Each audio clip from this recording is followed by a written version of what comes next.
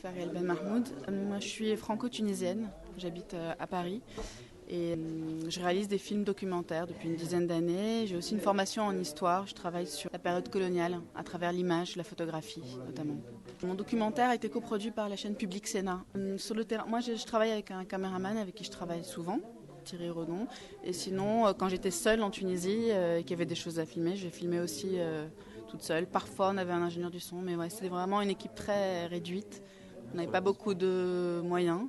Et après, la post-production, on l'a faite à Paris, très vite, parce qu'en fait, il fallait passer le film presque immédiatement après les résultats. Donc on a travaillé pas mal dans l'urgence.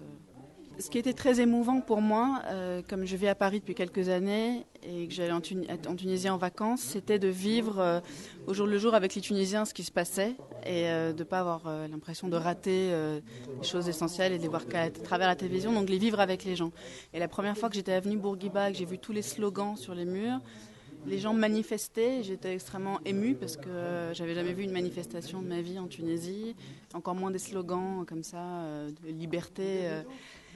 Donc ça, et quand je suis allée à Sidi Bouzid, j'étais jamais allée de ma vie à Sidi Bouzid, parce que moi je suis née à Tunis et que Sidi Bouzid c'est un endroit reculé où il n'y a rien à voir. Donc je suis allée, c'est devenu un endroit symbolique important.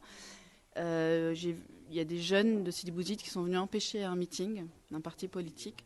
Et c'était extrêmement tendu, parce qu'ils allaient peut-être devenir violents, on ne se rendait pas compte un peu de l'ambiance. Et il y a une fille, une militante de ce parti, qui est montée sur l'estrade et qui leur a parlé, qui avait les larmes aux yeux, en disant « Mais vous voulez nous diviser, vous voulez nous renvoyer de chez vous en disant que vous êtes chez vous, mais on est tous tunisiens. » Et c'est qu'on voit la cassure qu'il y a eu entre l'intérieur du pays et la capitale, et que c'est pas évident, et que cette révolution a été faite...